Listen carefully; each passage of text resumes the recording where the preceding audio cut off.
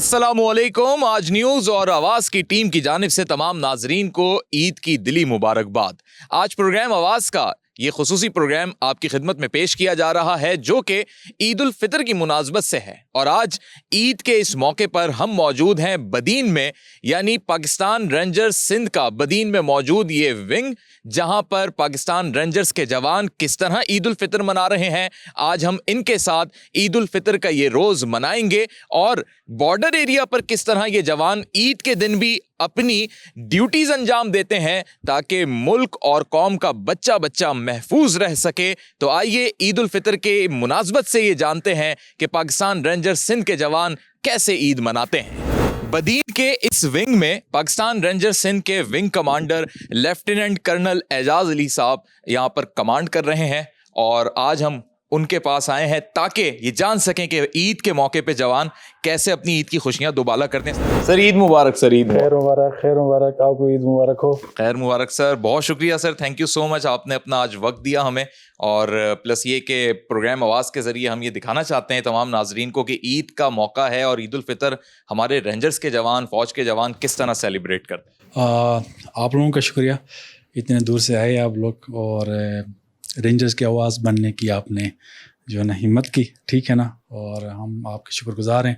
और रेंजर्स का जो जवान किस तरह ईद मनाता है, तमाम रेंजर किस तरह ईद मनाती है, आपने ये पैगाम घर घर तक पहुंचा दिया, आप लोगों का शुक्रिया। बहुत शुक्रिया। मैं चाहता हूँ सर ज़रा हम कुछ बैठ के बातचीत करते हैं। कर्नल साहब, हम आपके आज मेहमान तो बन गए ईद के रोज़, लेकिन बड़ी खुशी होती है आप जैसे सीनियर अफसरान को देख के। और आपके यूनिफॉर्म में मैं पहली तो आपसे बात पूछना चाहूँगा कि कुछ मुझे डिफरेंट लग रहा है। बहुत सारे या तो ये डेकोरेशंस कहलाते हैं या आपके बैजेस कहलाते हैं, तो कुछ इसके बारे में बताएं। ये इतने सारे आपके अवार्ड्स हैं, क्या हैं?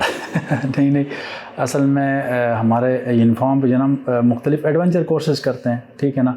और मसलन पैराग्लाइडिंग हो गया, हैंग ग्लाइडिंग हो गया, मोटराइज ग्लाइडिंग हो गया, फिर अपने प्रोफेशनल कोर्स होते हैं, मसलन एक कमांडो कोर्स हो गया, ये इस तरह के बैजेस। तो जितने कोर्स करते जाते हैं वो बैज में इजाफा होता जाता है, क्योंकि अमूमी तौर पे हम देखते हैं यूनिफॉर्म दीगर अफसरान के भी तो इतनी ज़्यादा हमें चीज़ें नहीं दिखाई देती। एग्जैक्टली बैज होता है, तो अल्हम्दुलिल्लाह हम थोड़े मोटिवेटेड किस्म के ऑफिसर्स हैं, तो जो है ना हमने कोर्सेज ज़्यादा किए हैं। थोड़े से गिनवा दें किस किस चीज़ के आपने कोर्स कर लिए हैं इसमें? ये सारे हैं इसमें, जो है ना जो सबसे ऊपर लगा हुआ ये हमारा कोह पैमा जिसको कहते हैं, माउंटेनियर, ठीक है ना। हमने 2011 में गोल्डन पीक सर किया था। अच्छा। एक ऑस्ट्रेलियन टीम थी, उसके साथ जो है ना हमने गोल्डन पीक सर किया था, पहली मरतबा किया था हमने।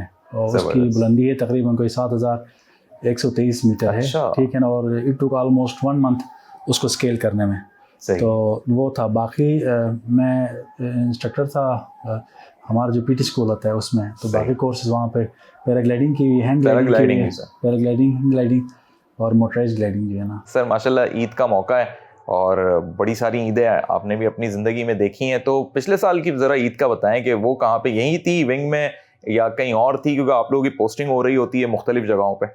बड़ा अच्छा सवाल है आपका, ठीक है ना।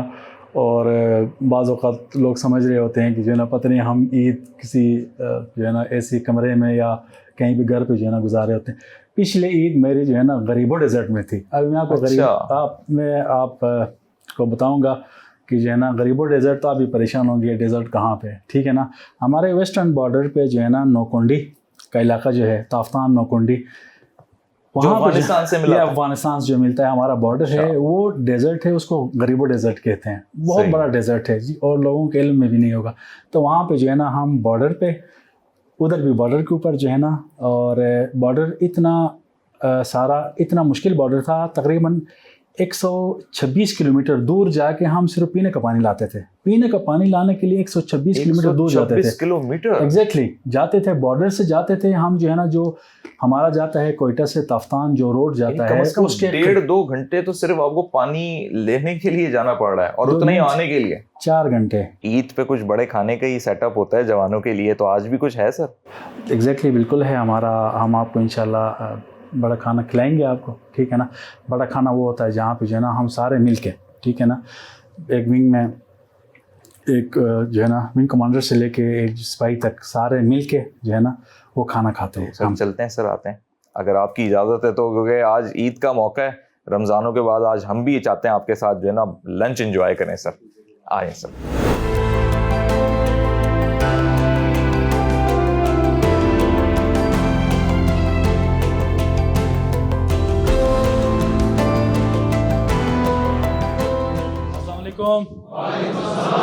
जवानों क्या हाल है, ठीक हो?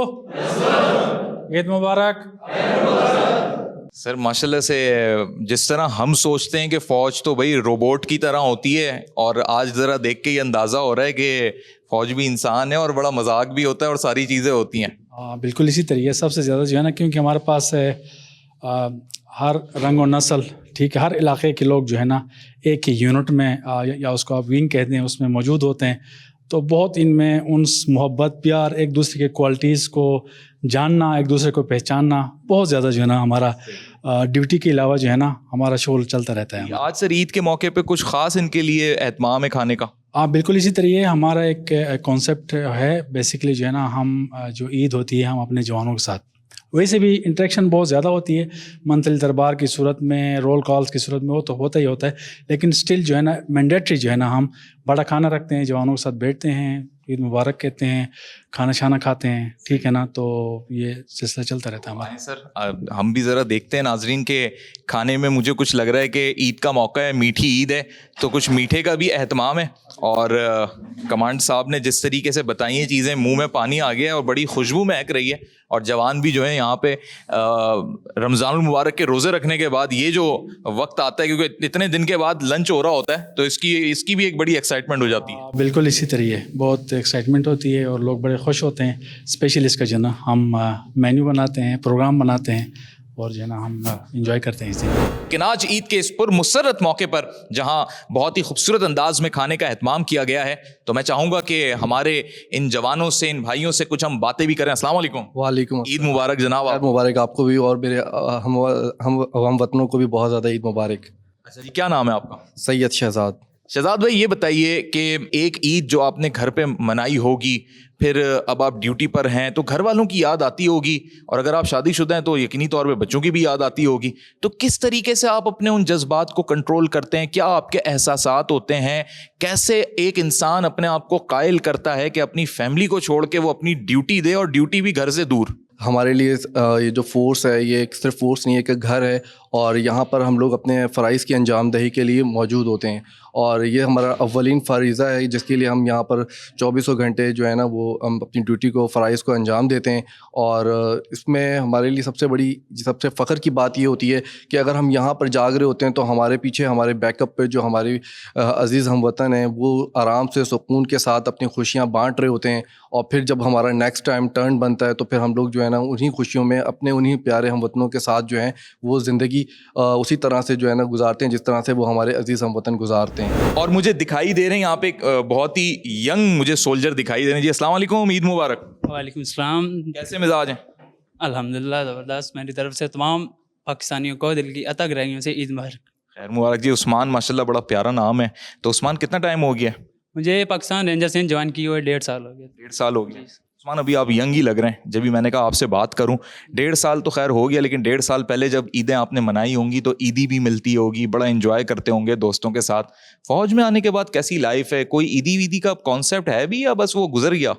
बिल्कुल सिविल लाइफ में हमें अपने रिश्तेदारों से, अजीज़ों कारब से ईदी मिलती थी बिल्कुल। और फोर्स में आने के बाद हमें ये हमारे कमांडेंट साहब की तरफ से ये खाना हमें नज़र आ रहा है आपको, ये ईदी के तौर पे हमें मिला है। और इसके अलावा भी हमारे कमांडेंट साहब हमारे वालिद की तरह, हमारे विंग कमांडर साहब जो हमारे साथ तावन करते हैं, और इसके अलावा दीगर इवेंट्स भी वो करवाते हैं हमारे, जिनमें कैंप फायर वगैरह है। तो नाजरीन मैं भी ज़रा आज पाकिस्तान रेंजर्स सिंध बदीन की विंग के अंदर ईद के इस मौके पे ज़रा चखूँगा कि किस तरीके से ये टेस्ट होता है। बड़ा मुझे खुशबू से तो मेरा दिल ललचा रहा है, और कमांड साहब की इजाज़त के बगैर जो है मैंने इसका आगाज़ कर लिया है मौके का फ़ायदा उठाते हुए।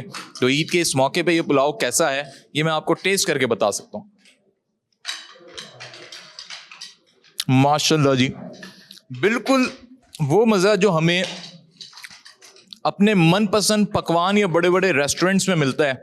तो कमांड साहब ये बताएं कि कोई आपने किसी ख़ास पकवान किसी शेफ़ को रखा हुआ है जो इतना डिलीशियस मज़ा या तो हमें वालदा के हाथ में मिलता है, या फिर हमें ये मज़ा जो है ना किसी हाई लेवल जगह पे मिलता है?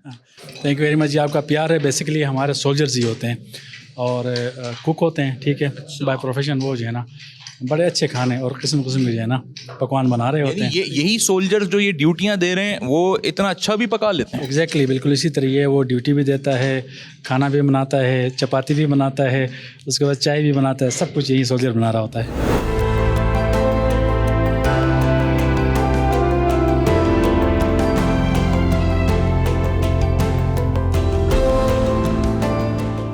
नाज़रीन, इतना लजीज खाना खाने के बाद ये दिल ज़रूर करता है कि उस शख्स को देखें जिसने ये खाना पकाया है।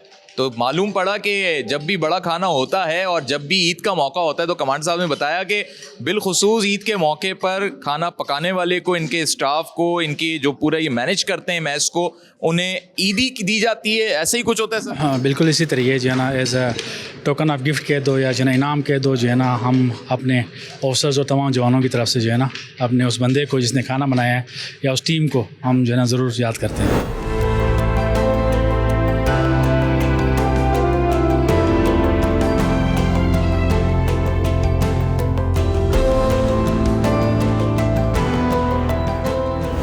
ईद का मौका है और ईद के इस पुरमुसरत मौके पर पाकिस्तान रेंजर्स सिंध के ये जवान इंजॉय कर रहे हैं, वॉलीबॉल खेल रहे हैं। और मुझे इस वक्त हज़रत अल्लामा मोहम्मद इकबाल का वो शेर याद आ रहा है कि झपटना पलटना पलट कर झपटना लहू गर्म रखने का है एक बहाना। मैं भी इनके साथ इस गेम में शामिल होता हूँ और कोशिश करता हूँ कि वॉलीबॉल का एक्सपीरियंस कर सकूँ।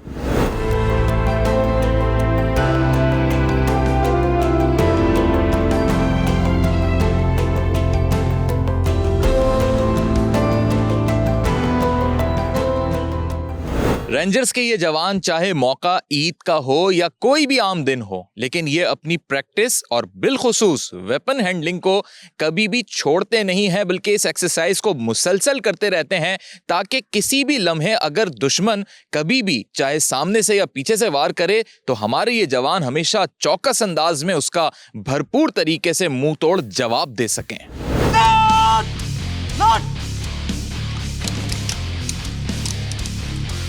Ready up! Come on, target! One, two, one, jump, jump! Up!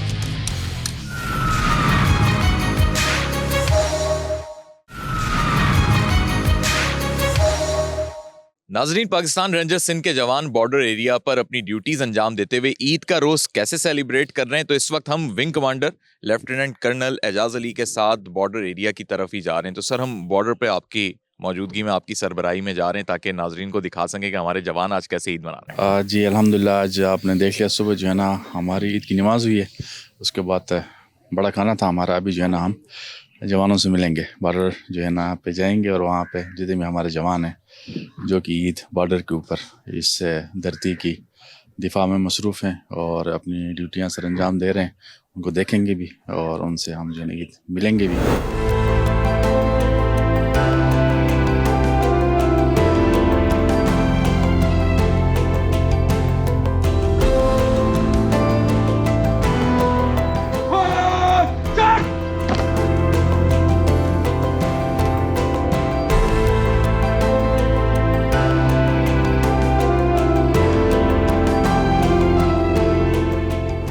Wing commander पहुंच चुके हैं, जवानों से ईद भी मिली है और अब मिठाई पेश की जा रही है। ईद का पुरमुसरत मौका है। बॉर्डर पर जो ड्यूटीज़ सरंजाम दे रहे हैं जवान, बहुत खुश असलूबी के साथ आज अपनी ईद का ये दिन मना रहे हैं और इनसे हम बात भी करेंगे। जी अस्सलाम वालेकुम, ईद मुबारक जनाब। वालेकुम, खैर मुबारक। कैसे मिजाज हैं? अल्लाह करम, फर्स्ट क्लास। माशाल्लाह, ये मेरे हम नाम है, इनका नाम भी उमर है। और यहाँ पर आपकी क्या रैंक है, क्या ड्यूटी है, क्या आपकी पोस्ट है? जी, मेरा रैंक हवलदार है और मेरा नाम मोहम्मद उमर है और यहाँ पे हम पोस्ट ड्यूटी करते हैं। सुबह हमारी ये एक्टिविटी होती है, फर्स्ट टाइम हम पैरा चेकिंग करते हैं, फिर उसके बाद अपनी जो पोस्ट की ओपीज़ है ये ड्यूटियाँ होती है और जवानों के यहाँ पे रिफ़्रेशमेंट के लिए हम यहाँ पे लड्डू वगैरह और आपस में यहाँ वॉलीबॉल वगैरह खेलते रहते हैं इनकी रिफ़्रेशमेंट के लिए। और प्लस हमने यहाँ पे जिम का सिस्टम भी रखा हुआ है, हमारे यहाँ पे जवान एक्सरसाइज भी करते हैं। सर, ऐसी जगहों पे तो हमने सुना है कि बड़ा ऐसे ख़तरात भी होते हैं, जैसे सांप हो गए, बिच्छू हो गए या इस किस्म की चीज़ें हो गई जो ये कहें कि उनके लिए तो ये बड़ी अच्छी प्लेस होती है जहाँ वो अपने घर या बिल बना लेते हैं। जी एग्जैक्टली इसी तरीके। और हमारे जो जवान हैं उनके पास जो है ना स्नैक बाइट किट हो गया, बाकी जो हमारा जो नर्सिंग होता है उसके पास जो है ना ये वाली सारी जो एंटी पॉइजन नॉर्मली निकल आते हैं इधर से स्नैक वगैरह? बिल्कुल निकल जाते हैं। स्नैक हो गए, उसके बाद बिच्छू हो गए, ये सारी चीज़ें हम आपको दिखा भी दे देते हैं, ठीक है ना। अच्छा, ये नाजरीन एक सांप जो है आज ही जो है जवानों ने यहाँ पे देखा और कमांडर साहब ने तो उठा ही लिया। सर आप तो एसएसडी के कमांडो हैं। ये तो जो है ना हमारी खुराक है, ठीक है ना, इसके बगैर हम जिंदा नहीं रह सकते।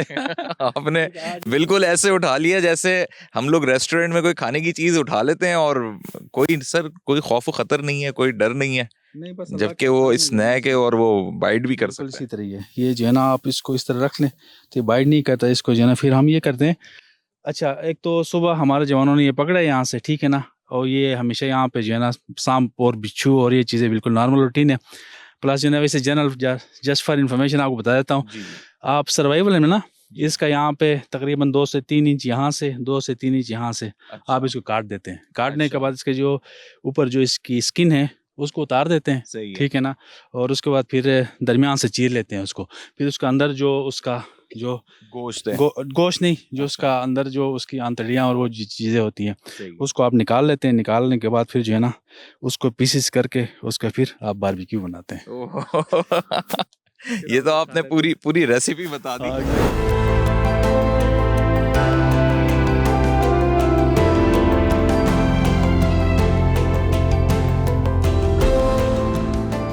सामने इंडिया की बॉर्डर है और इसी बॉर्डर पे यानी अपनी जांफशानी के साथ अपने फ़राइज़ मनसबी अंजाम दे रहे हैं। ईद का ये रोज़ है, लेकिन एक लम्हे के लिए भी अपनी इस ड्यूटी से नहीं हटते। बात करेंगे इनसे। जी अस्सलाम वालेकुम, ईद मुबारक। वालेकुम सलाम, खैर मुबारक, आपको भी ईद मुबारक। खैर मुबारक जी। मैं आज ज़रा जैकेट पहन के मुझे अंदाज़ा हो रहा है कितनी ये वज़नी है, और आपने तो जैकेट के साथ और भी बहुत सारी चीज़ें, फिर कितनी वज़नी ये गन होगी। तो पहले तो हम ईद से मुताल्लिक बात कर लें कि जी ईद का दिन है और आप अपनी ड्यूटी पे तो मसरूफ़ हैं, लेकिन क्या आपके एहसासात, जज्बात और तासुरात हैं कि फ़ैमिली की याद आ रही है, या मालूम भी है ईद है कि नहीं है आज, क्योंकि आपका तो आम रूटीन वाला ईद दिन है। मैं झुका नहीं, मैं बिका नहीं, कहीं छुप छुपा के खड़ा नहीं, जो डटे हुए हैं महाज पर मुझे उन सफ़ों में तलाश कर। सामने आप देखेंगे इंटरनेशनल बॉर्डर है, 1 किलोमीटर पे दुश्मन मुल्क है, तो दुश्मन मुल्क कभी गलती की गुंजाइश भी नहीं है। हम यहाँ इसलिए खड़े हुए हैं कि अगर कोई भी गलती करेगा उसका हम मुंह तोड़ जवाब देंगे और अभिनंदन वाला हाल करेंगे उसका। नाज़रीन, अब मैं ओपी की साइड पे जा रहा हूँ। ओपी से मुराद ये है कि एक ऑब्जर्वर पोस्ट होती है, यानी जिस तरह हम बंकर में अभी गए थे, तो अब ओपी यानी एक ऊंची जगह होगी जहाँ पे ऑब्जर्वेशन की जा रही होगी पूरी उस बॉर्डर एरिया की।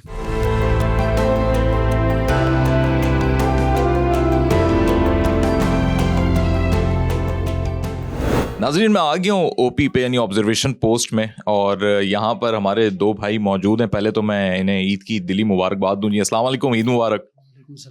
कैसे मिजाज हैं? खैरियत से हैं? खैरियत से सर। अस्सलाम वालेकुम जी, ईद मुबारक। कैसे मिजाज हैं? अल्हम्दुलिल्लाह सर। ईद का पहला दिन है और लोग तो अपनी फैमिलीज़ के साथ इंजॉय कर रहे हैं शहर में बैठ के। आप हमारे मुल्क की सरहद पे खड़े होके इंडिया की बॉर्डर को जो है ऑब्जर्व कर रहे हैं, कैसा महसूस होता है?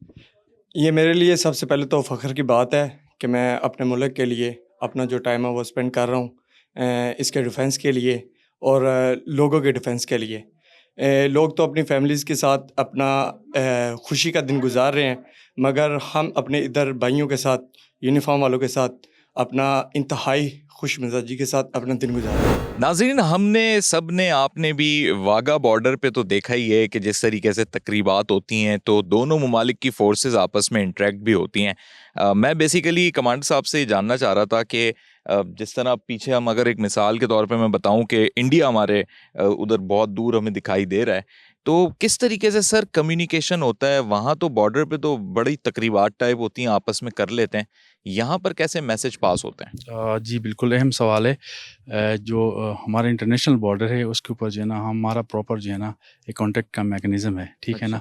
कोई वायलेशन खुदा न खास्ता हो जाती है किसी भी तरफ से, यानी कि उधर से या इधर से, ठीक है ना। सैटेलाइट सिस्टम है सर? नहीं, ये बड़ा हम जो है ना हम फ्लैग रेज करते हैं बेसिकली, ठीक है ना। तो मसलन जो है ना, अगर वो हमारे हमसाये अगर हमसे कांटेक्ट करना चाहें, ठीक है ना, तो वो फ्लैग रेज करेंगे, ठीक है ना। फिर अपने हम अपने कलर्स होते हैं एग्जैक्टली इसी तरीके ऑरेंज और जो है ना हमारा ब्लू कलर, तो फ्लैग रेस करते हैं। तो फिर जो है ना हम अपने हायर हेडक्वार्टर से पूछ के फिर प्रॉपर जाते हैं, हम जाके जो है ना उनके साथ मीटिंग करते हैं वहाँ पे। अच्छा सर, ये मुझे बताएं कि इंटरनेशनल बॉर्डर है, तो इसमें हमने जो स्टडी किया उसमें कुछ पिलर्स का जिक्र होता है, तो इससे क्या इंडिकेशन होती है? क्या वो पिलर्स ये बताते हैं कि रेंज क्या है या डिस्टेंस के लिए होता है? जो बाउंड्री डिफाइन करती है बिटवीन हमारे केस में बिटवीन इंडिया एंड पाकिस्तान, तो वो उसको ना बाउंड्री पिलर्स, फिर उसको हमने जो है ना दोनों ममालिक ने 7 नंबर दिए हुए, मसलन boundary pillar number 1 2 3 4 up to 1175, ठीक है। ये क्रीक एरिया में जो है ना यहाँ तक चली जाती है, ठीक है। अच्छा, उसमें जो ऑड जो है मसलन 1 पाकिस्तान की रिस्पॉन्सिबिलिटी है, उसको लुक आफ्टर करना, उसकी मेंटेनेंस करना, हर चीज़ जो है ना क्या होती है पाकिस्तान की। जो इवन नंबर्स हैं बाउंड्री पिलर्स, वो जो है ना इंडिया की रिस्पॉन्सिबिलिटी है, फिर वो उसकी जो है ना मेंटेनेंस वो करते हैं।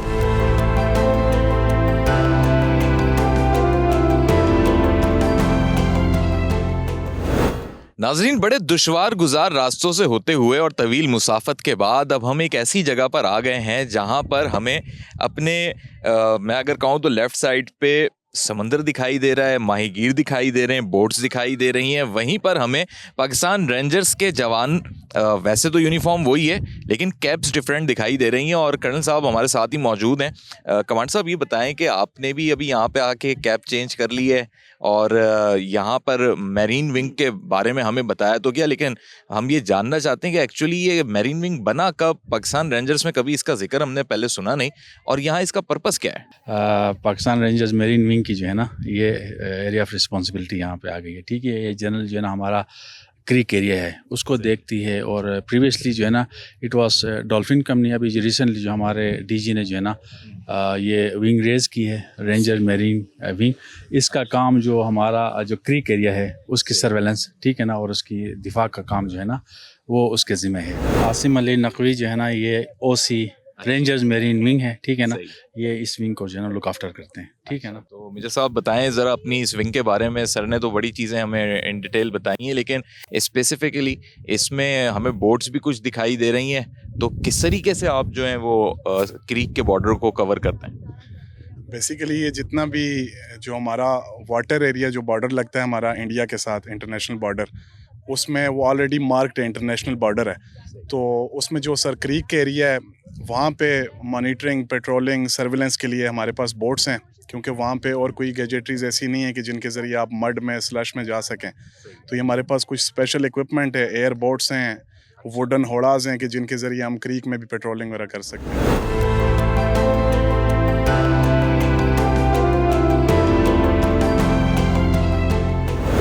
पाकिस्तान रेंजर्स सिंध के मैरीन विंग के हमरा इस वक्त हम क्रीक में, अब जहाँ पे हाई टाइड्स हो चुकी हैं, तो हम अब तकरीबन समंदर में जा रहे हैं, और जो पानी की हदूद में पाकिस्तान रेंजर्स के जवान अफसरान सरहद की हिफाजत कर रहे हैं, तो वो कैसे पॉसिबल हो रहा है और ये मैरीन विंग मज़ीद कैसे इसको सरअंजाम देती है। मेजर आसिम साहब हमारे साथ मौजूद हैं, उनसे मज़ीद जानेंगे। पहले तो सर ये बताएं कि जिस चीज़ के अंदर हम बैठे हुए हैं, ये बोट है, लॉन्च है, या इसे ट्रेडिशनली क्या कहा जाता है? इसे बेसिकली वुडन होड़ा बोला जाता है, जो नेटिव लैंग्वेज में इसको होड़ा बोलते हैं। और ये बेसिकली डिज़ाइन ही इस तरह किया जाता है। इसका फ्लैट बॉटम आप देख रहे होंगे, बॉटम इसका बिल्कुल फ्लैट है। तो ये लो वाटर में, शैलो वाटर जो चैनल्स होते हैं क्रीक के अंदर, उनके अंदर मूव इसके ऊपर पॉसिबल होती है।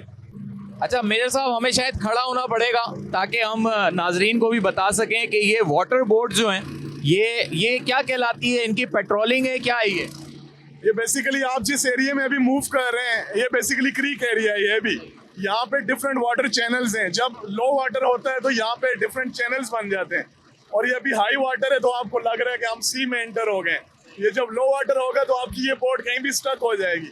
तो हम वो उसकी टाइमिंग्स देख के, टाइट टेबल होता है हमारे पास, उसको मॉनिटर करते हुए हम इसमें इन होते हैं, और जहाँ पे स्लश आ जाएगी एकदम से ये स्टक होगी, फिर हम एयर बोट्स यूज़ करते हैं, जो आप देख सकते हैं फ्रंट पे मूव कर रही हैं।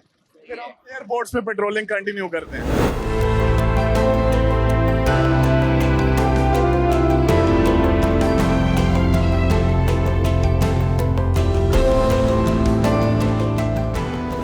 नाजरीन, ईद का मौका है और पाकिस्तान रेंजर सिंध की जानिब से यहाँ की मकामी एक आबादी है माहीगीरों की ज़ीरो गोट में, और कायदे आज़म रेंजर्स वेलफेयर स्कूल उनके लिए बनाए गए। तो ईद के मौके पे आज बिलखुसूस बच्चों को मिठाई तकसीम करने के लिए कमांडर साहब ने इकट्ठा किया है, क्योंकि इन बच्चों की ईद यही है कि इनके लिए तालीम, सेहत, इनके लिए हर चीज़ में जो कुछ पाकिस्तान रेंजर सिंध कर रही है, आज वो चीज़ें जो है एक यादगार भी बन रही हैं और ईद की खुशियों का बाइस भी बन रही हैं।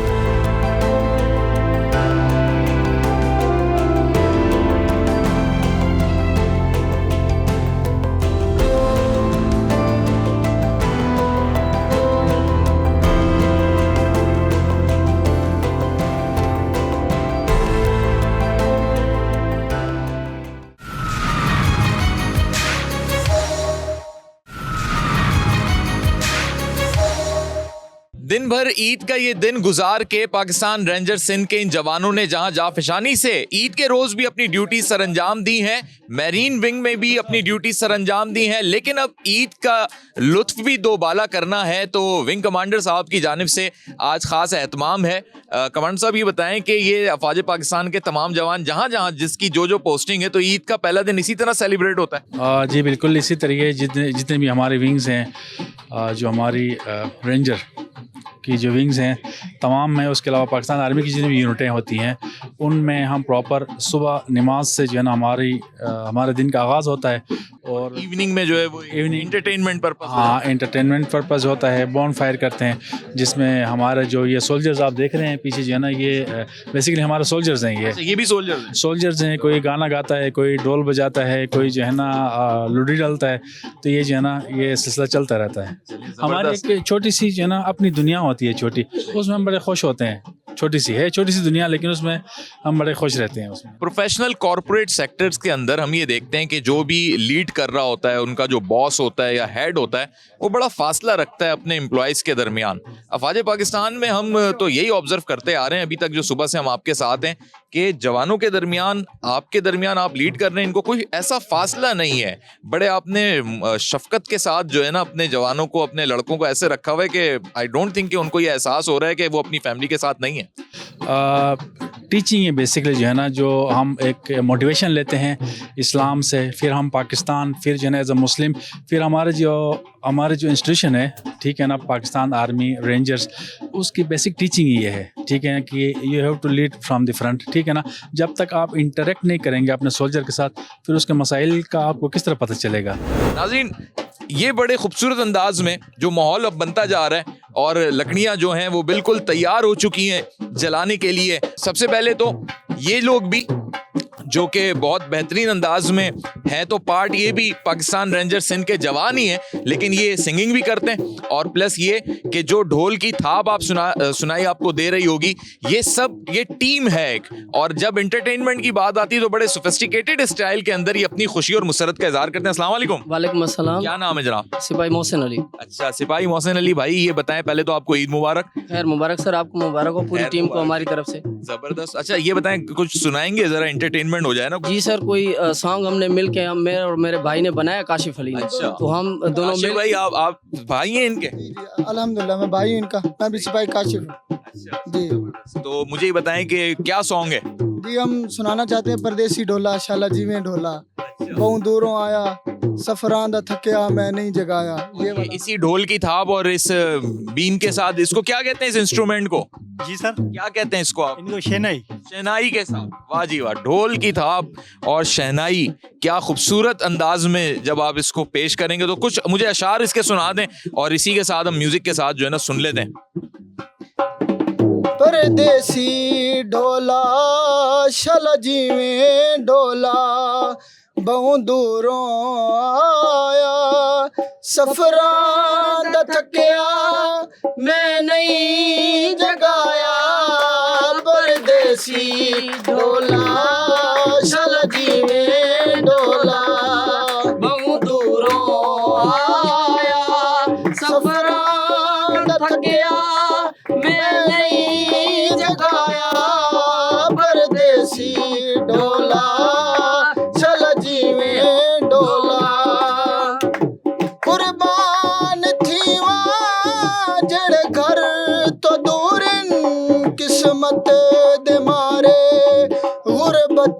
तो चूरन कुर्बान थीवा जड़े घर तू दूरन किस्मत दे मारे गुरबत तू चूरन रोजी दहीला रोजी दहीला वे ते कुंभों रुलाया सफरां दा थकिया मैं नहीं जगाया परदेसी ढोला शाला जीवे ढोला। नाजरीन, दिन भर ईद के दिन भी अपनी ड्यूटी सरहदों पे देने के बाद पाकिस्तान रेंजर सिंध के ये जवान अब ईद की इस शाम को एंजॉय कर रहे हैं कमांडर की मौजूदगी में, और बड़ा खास इनके लिए एक पूरा फंक्शन का एहतमाम हुआ है। तो एक जवान है मुबारक, इनका नाम लिखा हुआ है। कैसे मुबारक? ईद मुबारक आपको। खैर मुबारक सर। नाम भी मुबारक है और ईद भी मुबारक हो। खैर मुबारक सर, खैर मुबारक। अच्छा, माशाल्लाह से आप गाना भी गा सकते हैं और एक मौका है कि सारे जवान आपस में जब भाई मिलते हैं तो एक बड़ा अच्छा मौका बन जाता है। फिर ढोल की थाप भी है, शहनाई भी मौजूद है। हम बदीन में मौजूद हैं, सिंध का एक बड़ा खास इलाका है और सिंध तो है ही मशहूर मेहमान नवाजी के हवाले से। तो कोई ऐसा गीत सुना सकते हैं हमें आप? जी सर, बिल्कुल सर। अच्छा, तो मैं कहता हूँ जी शुरुआत करें, ईद का मजा दुबाला हो जाएगा। जी बिल्कुल सर, चलें। हम सिंध में रहने वाले सिंधी मेहमान नवाज है सारे। हम सिंध में रहने वाले सिंधी मेहमान नवाज है सारे। दिल से तुझको दावत है, कभी आओ पास हमारे। दिल से तुझको दावत है, कभी आओ पास हमारे। हम सिंध में रहने वाले सिंधी मेहमान नवाज है सारे। हम सिंध में रहने वाले सिंधी मेहमान नवाज है सारे। दिल से तुझको दावत है, कभी आओ पास हमारे। दिल से तुझको दावत है, कभी आओ पास हमारे। हम सिंध में रहने वाले सिंधी मेहमान नवाज है सारे। हम सिंध में रहने वाले सिंधी मेहमान नवाज है सारे। आंखों के पलकों पे तुझको बिठाऊं, दिल की बातें तुझको सुनाऊं।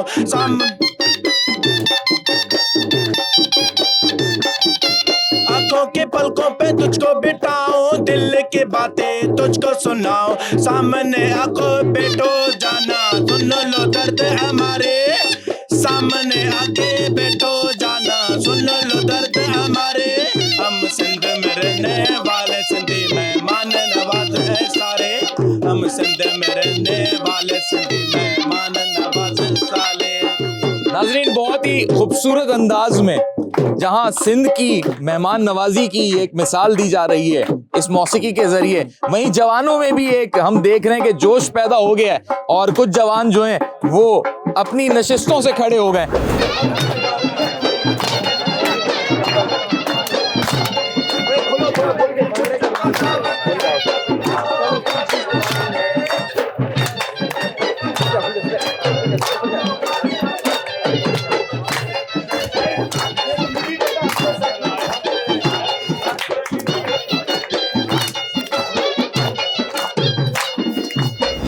आज की ईद की इस तकरीब का इख्तिताम विंग कमांडर साहब की खुसूसी परफॉर्मेंस के साथ हो रहा है, जो जवानों के साथ इस वक्त वो रक्स करते हुए पेश कर रहे हैं। क्योंकि wing commander lieutenant colonel Ejaz Ali Gilgit से बिलोंग करते हैं और गिलगिती सॉन्ग पर ही जो है बहुत खूबसूरत अंदाज में विंग कमांडर साहब बेहतरीन परफॉर्मेंस का इजहार कर रहे हैं। और जवानों की आप देखें कि कितनी इस वक्त जोश वाली कैफियत है, और ये वो ईद का मज़ा है जो दोबाला कर देता है।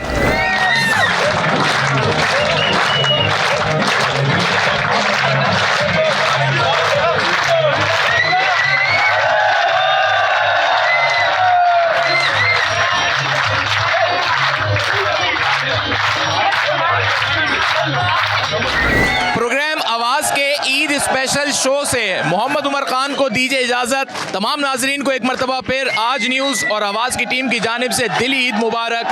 मिलते हैं अगले हफ्ते। अल्लाह हाफिज।